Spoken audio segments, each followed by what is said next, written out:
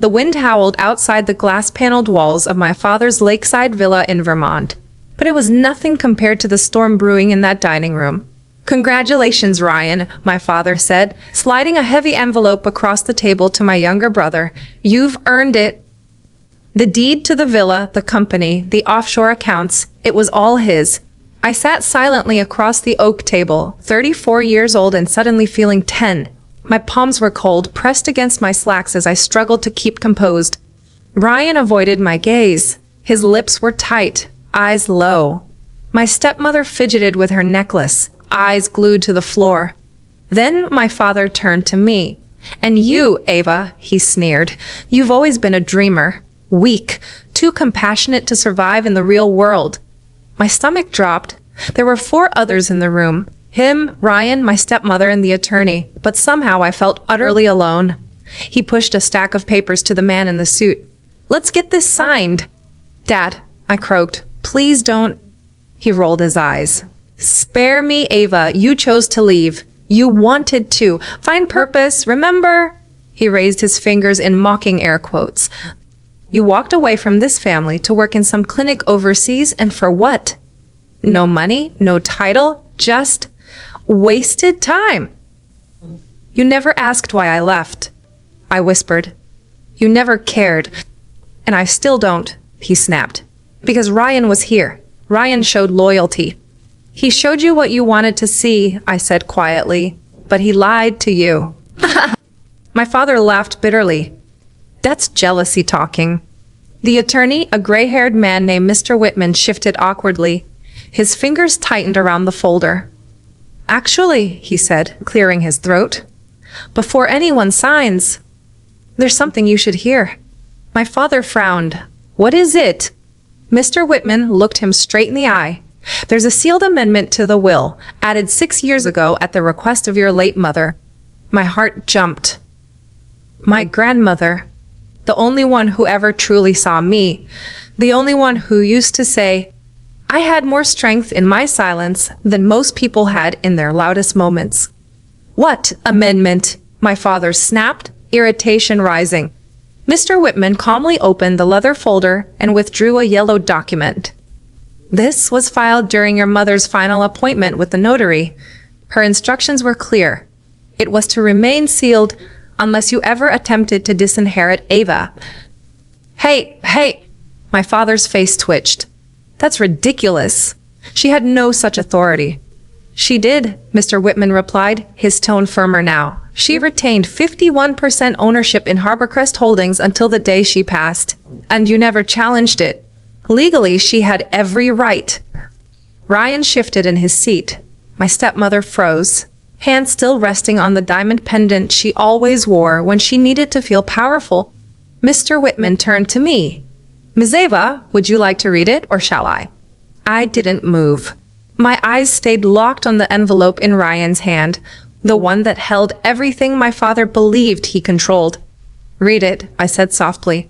He cleared his throat and unfolded the page. "In the event that my granddaughter Ava Whitmore is deemed unworthy by her father, I hereby grant her full authority over my share of Harborcrest Holdings to be enacted immediately. All voting rights are to be transferred to her name upon activation of this clause. This amendment shall override any previous agreements regarding decision-making or ownership within the company or family estate." Silence. Only the sound of rain against the windows, softer now, as though even the storm was waiting. "What the hell does that mean?" my father barked. "It means," Mr. Whitman said, turning toward me, "that your daughter is now the majority shareholder. Nothing you sign today can override that." My father shot to his feet. The chair screeched backward. "This is absurd. She doesn't even understand the business." "Maybe not your version of it," I said, rising, my voice steady. "But I know how to lead, how to protect, how to build without tearing people down." I took a step forward. "You said I was useless, but I never needed your validation." I turned to Mr. Whitman. "Let's move forward. We have a company to run." Ryan stared at the table. My stepmother opened her mouth to speak, then didn't. My father never sat back down.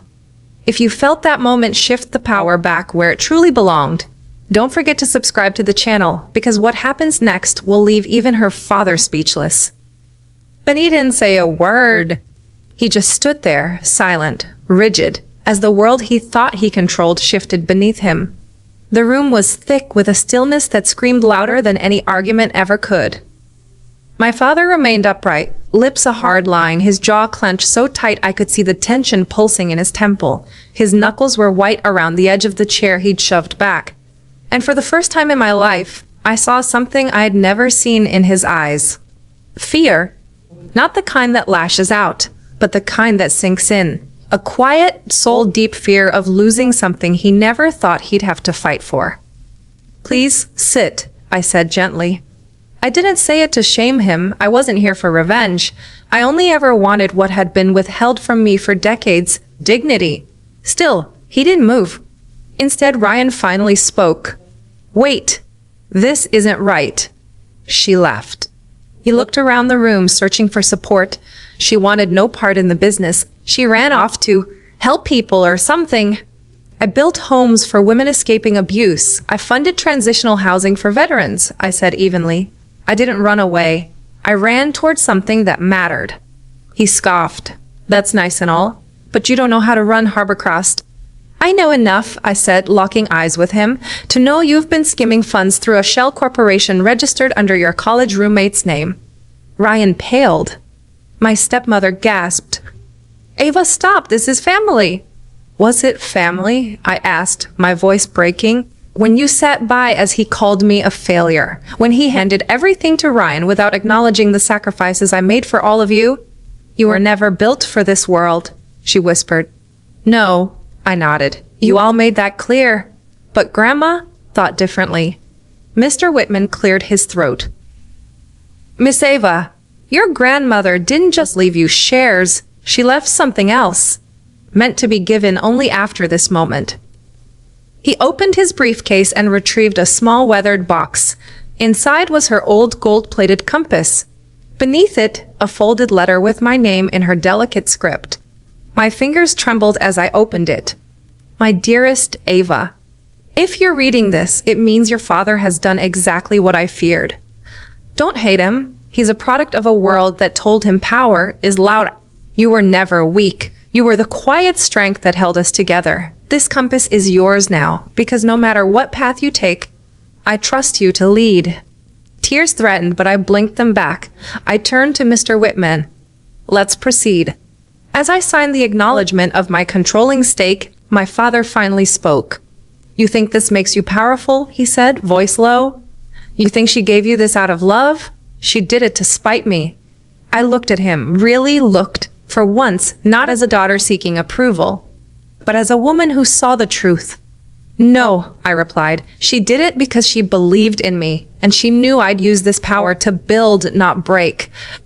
I walked out with my head high, years of rejection falling from my shoulders like rust. But what waited outside wasn't peace. It was war. Because power brings enemies, and Ryan wasn't finished. I'd barely reached the corridor when I heard footsteps. "Ava!" he called out. I turned. His voice was calm, but his eyes... calculating. "You don't have to do this," he said. "Do what?" "Push me out," he shrugged. "That's your next move, right?" "I haven't made a move," I said quietly. "I simply stood up." He chuckled. "You think signing some papers makes you powerful? You don't have the backbone to lead." My heart pounded, but I didn't flinch. "I'm not here to prove myself to you, Ryan. I'm here to lead with integrity, something this family forgot." He stepped too close. "I give you 2 months," he sneered, "before you crawl back." "The company's not a charity," Ryan said coldly. "It's a battlefield." "No," I replied, lifting my chin. "It's a platform, and I'll use it to build, not break." "You really are naive," he muttered, shaking his head before turning away. But something about the way he left stuck with me. His clenched fists, the stiff shoulders. This wasn't surrender. It was just the beginning. The next few days moved like storm clouds rolling in. Word traveled fast. Ava Whitmore was back, and this time she wasn't just visiting. People whispered my name like it was a ghost story. Some were hopeful. Others? Afraid. I didn't fire anyone. I didn't hold flashy meetings. I listened. And what I found was worse than I expected. Departments were turned against each other. Promotions were handed out based on loyalty, not merit. Employee burnout was ignored. This wasn't a business. It was a kingdom. And Ryan had studied under the king. One afternoon, I entered the break room. Conversations stopped cold. "Please," I said, raising my hand. "You're on break. Sit, eat." A janitor named Rosa stood slowly. We weren't allowed to sit if Mr. Ryan walked in. I blinked. "That changes today." Her face softened. She said, "That night I stayed late, reviewing reports. I found 3 misused budgets, a shady deal with a questionable supplier, and a list of employees who'd been terminated after raising concerns. This wasn't mismanagement. It was rot. If I didn't act fast, I'd be blamed when it all fell apart." The next morning, Ryan stormed into my office, holding a folder. "You want the CEO seat?" he snapped. "Let's see you survive this." He tossed the folder on my desk. Inside, screenshots, emails, and photos. "These are fake," I said, flipping through them.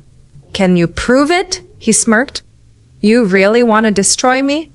"I want what's mine," he hissed. "You were never meant to win." I stood slowly. "I don't want to win, Ryan.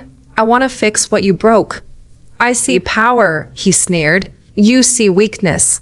Then he turned and walked out. And I realized this wasn't rivalry. This was war. But I had something Ryan didn't. The truth. Within 48 hours, headlines flooded in. New CEO accused in charity fraud. Family feud at Harborcrest Holdings. Ava Whitmore, legacy leader or liability. It didn't matter that it was fake. The public didn't wait for truth. My inbox exploded with PR alerts. My phone wouldn't stop. Shareholders were panicking. I had barely begun and I was already bleeding credibility. I told myself to stay calm. But late one night, locked in my office, I broke. Not loud, not messy, just silent sobs, curled on the couch. I wasn't crying because they didn't believe me. I was crying because maybe, just maybe, my father had been right. Maybe I wasn't cut out for this. Then came a soft knock. I wiped my eyes fast. The door opened anyway. Rosa stood there with a paper cup. "Thought you could use this." "You didn't have to," I whispered. "You looked like you needed it," she said, walking in. "No one ever brought me anything when I cried in this room, so maybe someone should break the cycle." Something inside me cracked again, but in a softer way. "Thank you," I said. She sat down across from me. "Miss Ava," she said, "do you want to know the truth about your family?" I looked up, unsure. She nodded. "I've worked here 28 years. I've seen more than most, and I've seen what they hide." "You always looked me in the eye," Rosa said gently. I couldn't speak. My throat tightened. "You may feel alone now," she continued, "but you've got something they'll never have. Loyalty earned through kindness." I blinked, trying to steady my breath. "Why are you helping me?" "Because someone once helped me when no one else did," she smiled. "And because this company doesn't need another king. It needs a healer." The next morning, I walked into the boardroom with quiet resolve. I let them speak first. Accusations, doubts, demands for resignation. One shareholder even threatened a lawsuit. When they were done, I stood. "If anyone here can prove those documents are real," I said clearly, "I'll step down today." Silence. Then I dropped the original reports onto the table, evidence of Ryan's financial misconduct, hush money, side deals. Then I turned on the projector. Footage played, Ryan entering a locked office, plugging in a USB, transferring files. The timestamp matched when the forged documents were No one spoke. "Truth matters," I said, "but I didn't come here to destroy my brother. I came to repair what he broke." I turned to the company attorney. "My grandmother gave me this role not because I was perfect, but because I still believe in people, even those who hurt me. I'm not pressing charges," I continued. "But Ryan is suspended, and a full investigation will proceed." There were stunned expressions. Then Mr. Halpern, a retired board member, stood. "I doubted you," he said. thought you were just another idealist. But today, you reminded me why we built this company. It was about people, not power. And just like that, the energy in the room shifted. Ryan didn't come back, but 2 days later I received a letter in his handwriting. Ava, I don't expect forgiveness. I didn't just want control. I wanted to be seen. I always thought you got the love I never did. Maybe you just earned it differently. Right. I folded the letter and placed it beside my grandmother's compass. Not every ending needs a sword. Some arrive in stillness. And some beginnings are born from grace. The office felt different now. Not quieter. More awake. It had been a month since the boardroom turned. The media retracted the false claims. Some tried to call it luck, but those who mattered saw the truth. Not because I shouted louder, but because I held the line with integrity. One person, though, still hadn't reached out. My father.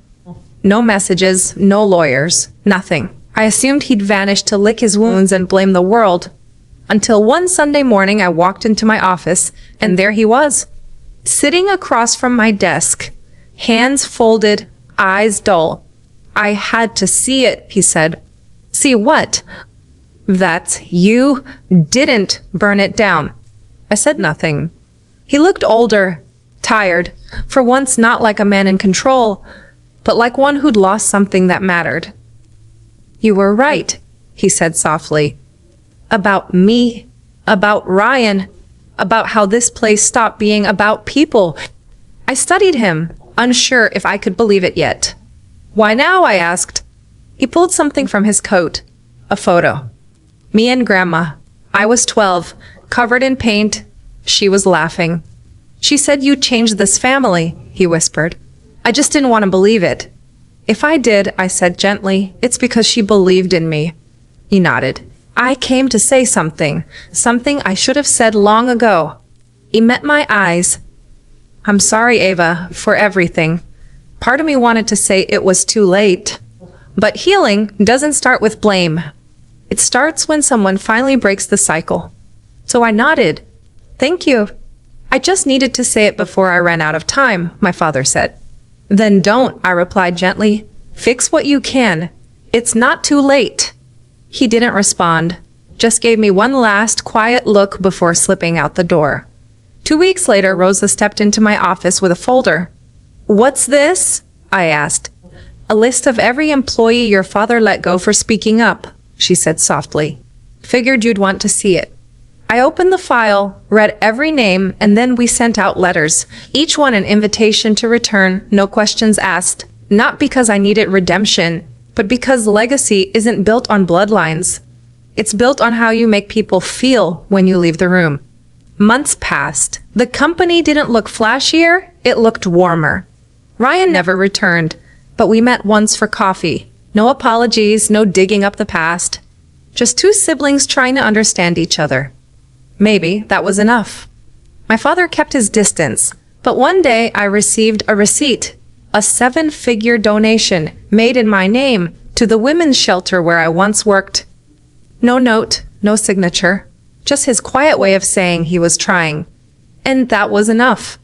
Because I didn't get revenge, I got something stronger. Respect, peace, and a future no one could take away.